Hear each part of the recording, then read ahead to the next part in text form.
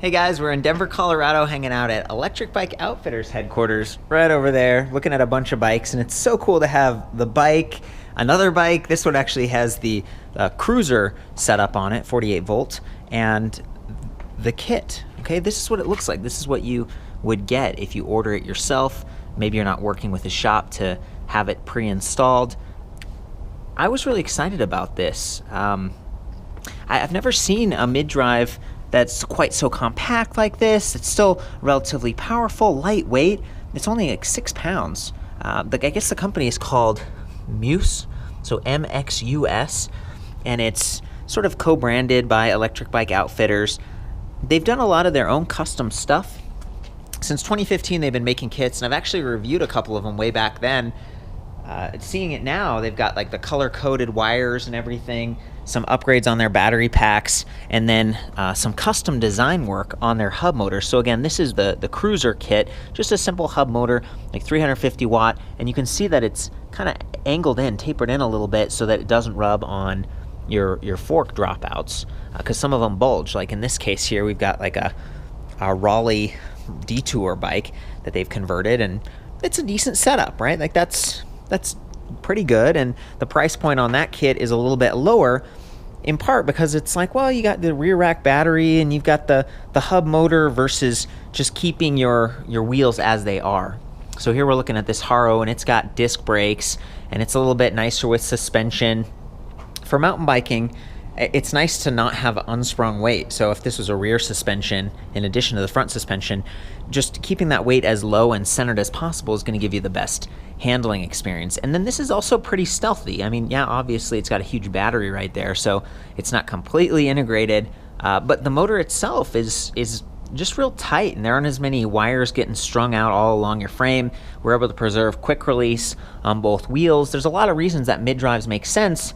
This is a cheaper mid-drive solution compared to like Bosch or Impulse or even some of the Bafang systems where they have physical shift sensing. This doesn't seem to have that, but it is a torque sensing design. So if you just ease off a little bit when you're pedaling, you don't push real hard, the motor eases off simultaneously, and that means you can shift gears without, wearing out your chain, your sprockets, your derailleur quite as quickly. That's one of the concerns on any mid-drive system. It's like, it's using the same drivetrain you are. That means you can empower the motor by shifting gears. Like if you're climbing, you shift down to a lower gear. And now both you and the motor benefit, and you get longer range. So there's a lot that you can do with a mid-drive system that just isn't possible on like a hub system. It's kind of like on or off, and it has an optimal sort of a speed setting, but higher than that or slower than that, it's just not as optimal. Whereas you can really complement the motor when it's a mid-drive. And again, the whole balance thing that I was talking about, this one's just so compact. However, it does bulge down a little bit,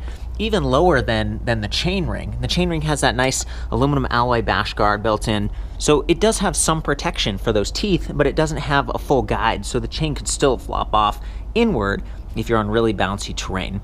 That guide is going to help to keep your pant legs a little bit cleaner if you're pedaling along. I'm going to look at this one since it's off the bike. You can see there's no inner guide. I believe it's 42 teeth on that chainring. It does use sort of a standard mounting pattern, so you could upgrade that. You can get bigger, but apparently you can't get any smaller. And if you upgrade and you get, more teeth, that might be, you're going to lose that chainring protector, the bash guard that I was talking about. So it's like, well, that might help you go faster. And I think the top speed on this might be around 25 miles per hour. But it's just not as zippy or powerful as some of the other kits from Electric Bike Outfitters. So here's the other side. So this is what I was talking about, kind of the spider where you mount the different size chain rings if you want to. And I believe it fits 68 to 73 millimeter bottom brackets, so that's the width. It might not work on like fat tire bikes or, some of the different more unique sizes, but it should work on most of the standard sizes. And we got the wires and stuff here, and of course there's the display, there's the crank arms right here. 170 millimeters forged aluminum alloy, button pad. We've got these whooshing brake levers that actually have motor inhibitors, so you should never have to be fighting the motor in large part because it's torque sensing, but also because you just override it with those brake levers. Again, 6 pounds, pretty lightweight. And then I believe this is like a bottom bracket removal tool. And then over here to the battery pack, about 7 pounds on this, 48 volts, 11 amp hours, slightly larger than average.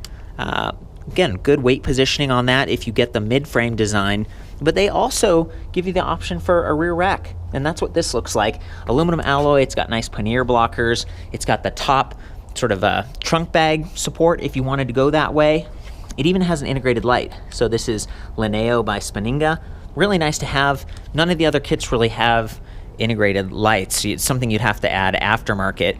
But then, coming back to your application, I suppose we could have mounted the mid-drive kit on this Raleigh, but it's like, well, you save money. So the cheapest one, 36 volt, it's like $1,112, like $1,112 versus $1,590, so $1,590.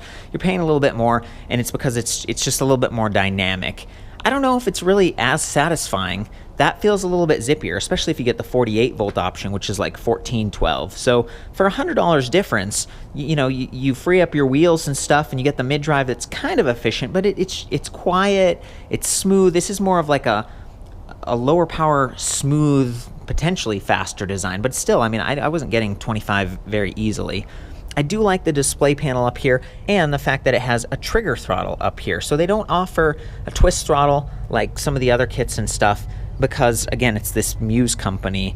The display is not removable. That's the same as some of the other kits they offer, but it does have like a USB charging port down here, standard size. USB Type A, so you could plug in your phone and use GPS or something. It is backlit, so I'm gonna go ahead and power it on. See, it's already backlit. That might go off. There we go. Now we just tap the power button, so it's gonna be a lot easier to read. Starts off in eco, but you can arrow down to off and just ride like a bike. And you can override with the throttle at any time. So that's great for starting from stop or just catching up to a friend. Really big, and I actually like this display. Again, it's not removable. It could swivel a little bit. Speed in miles per hour, 6 dots for the battery. So some of the other kits only have 5 dots, which, this is a little bit more precise. And then down here we have odometer, but we can cycle through with the I button here or over here. And we can see trip distance, average speed, and then like a trip timer. That's kind of it. I was trying to figure out how to get into the different settings here. It's a little bit complicated. You sort of have to hold the power button to turn it off, hold the power button again to turn it on, and right when it turns on, you hold I and power, and then it starts like flashing, and you're basically like cycling through some of the different settings.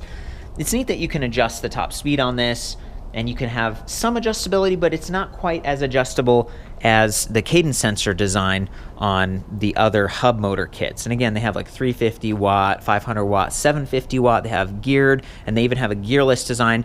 I'm a big fan. These just seem to work pretty well. There's a lot of flexibility. They have rear rack or mid-frame mounted. I can see where a mid-drive could be interesting, but I was talking about how it hangs down a little bit. I was talking about how it's just not as torquey, even though they say it's rated at 80 newton meters of torque. It doesn't feel as powerful or zippy as like Bosch or Brose. Okay, it's just a little bit slower and smoother. Probably not even as powerful as like Yamaha. It might be closer to like the Yamaha E6000, which is like the really, kind of around town, so lightweight, and they rate their newton meters of torque at like 40. So for this to say 80, it's like, meh. Apparently it has a high cadence matching support, so it can spin fast to keep up with you. That seems to be the case, but it's just not giving me as much power. Yeah, I hear it spinning, but I'm just not getting, it's not as satisfying is what I'm saying. So it's just kind of a mixed experience. And whenever you're adding a kit, you've got all these extra wires and stuff, and on a black frame, they sort of blend in here, but that's still something you have to kind of do. And then taking your bottom bracket apart, maybe working with a shop or doing it yourself. This kit just seems more involved than some of the other hub motor systems, and they do offer front or rear hubs. So in this case, it's like, again, you're freeing up your bike, but you're also still compromising a little bit on aesthetics, and the price point isn't quite as attractive as like around that $1,200 mark. And I just think the performance is similar between like the 36 volt, even though this says 48 volt system, 80 newton meters of torque, it just doesn't feel that way to me, which isn't bad. I just want to be clear because, the numbers seem pretty provocative at first glance. Okay, so we're going to take it out, do a little bit of a ride test here. There we go. Okay, I'm hopped on it. I'm going to go ahead and activate that throttle just from start so you can see how quickly it accelerates.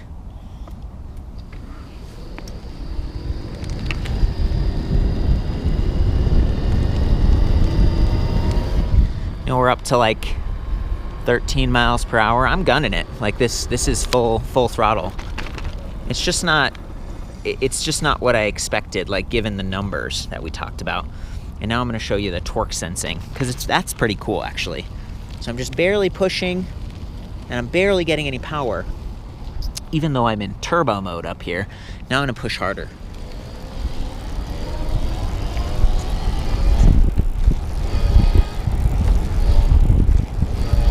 Very responsive. And now it feels more satisfying because I'm going at a higher speed and I started in a higher gear. This time we're going to accelerate from a lower gear. And I'm shifting really smoothly. I'm not pushing a lot because I don't want to mash those gears. Okay, here we go. I'm going to gun it again. See, the motor's louder. We're up to 11 miles per hour, and that's where the motor RPM sort of quits.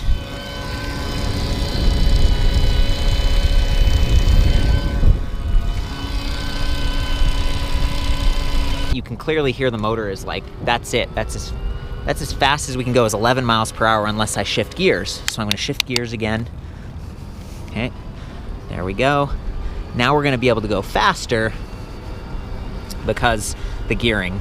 And there we go. The speedometer's bouncing all around. It actually has like a magnet sensor on the rear, like chainstay. See it right there? So, you know, it's like an external sensor. Again, for comparison, like the Bosch motors, the highest end Bosch motors go up to 120 RPM support, and it's pretty, you know, it's like, it's really going. On its own, this was not going, it's probably in the 100 range. But now when I'm pedaling, let's see. Okay, I can still hear the motor, but it is not helping me. This is all me.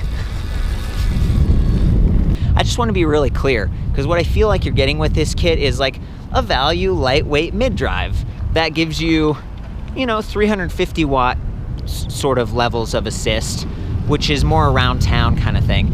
I don't have off-road. I guess I have a train tracks over here. So I'm going to shift this up just to, you know, we're in like gear 2. I want to see how powerful this thing is for climbing.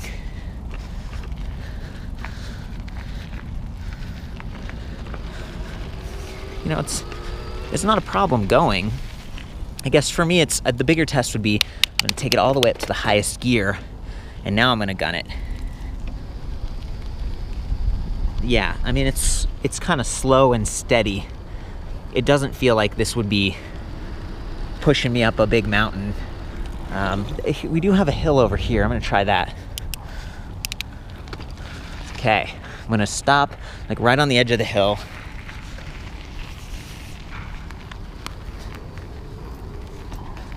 Like gunning it.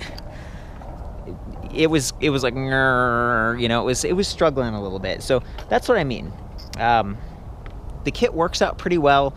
Just don't expect the performance of like a 500 watt or really even as powerful as some of the purpose-built, like, you know, the Yamaha 350 watt motor, the Bosch 350 watt motor. They're just more powerful. But some of those, like the Bosch one, uses smaller chainring. This uses standard size. It gives you options. So if you had a larger chainring, that would let you potentially go even faster, but you can't go smaller. So you want to make sure you have a decent spread in the rear, because as we've seen, it just doesn't have the brute force to get you going unless you shift down to lower gears. Okay guys, you're mounted to the seat post. There's the motor. I'm just going to pedal along, and hopefully you can see and kind of hear that curve when I pedal harder versus softer, since it is a torque sensor. And then I'm going to use the throttle, and we're just going to have some fun. I'm in turbo, the highest level of pedal assist.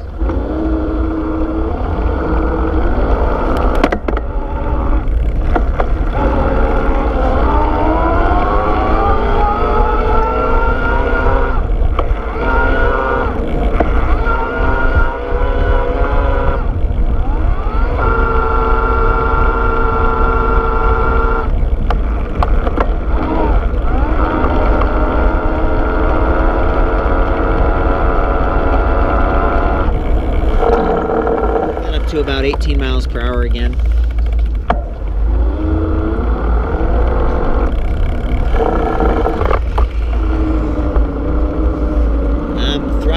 all the way, and I'm climbing like a not very steep driveway, and it's pretty sluggish because I'm in high gear.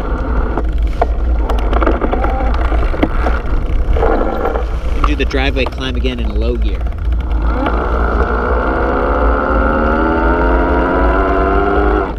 Much better, much better. So, you know, the gearing really matters here in terms of speed and also like torque, climbing power.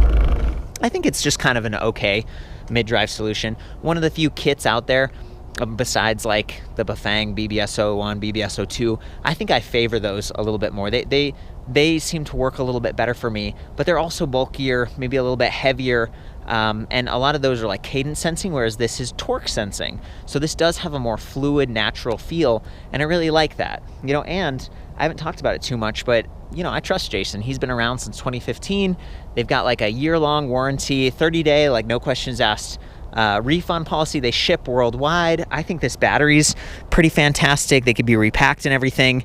It is a two-step on-off process. So, you know, we had to turn it on there, then turn on the display. And when we're done, we got to remember to turn it off again right there. But at least this thing is removable.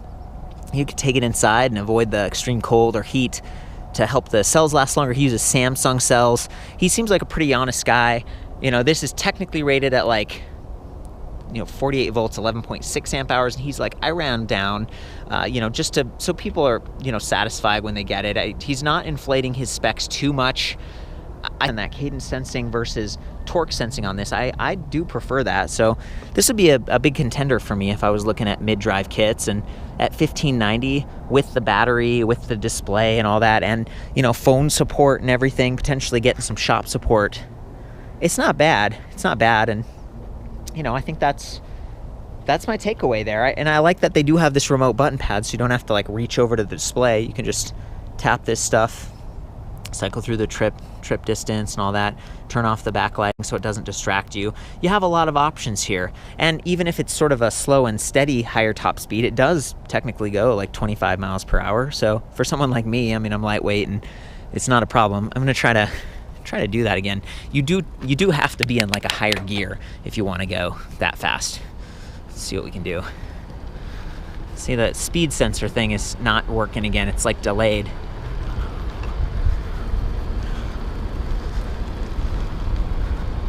$17, $18. I don't know, guys. Maybe this is more of a 20 mile per hour top speed, unless you're going downhill like with the wind at your back. Whatever. We got this beautiful sunset going on out here. It's fun to visit Colorado. I grew up here and it's beautiful. Great way to get around town, and frankly, this is one of the quieter mid-drives besides like the Bafang BBS, I guess the Max Drive. That's the one I'm thinking of. It's really quiet.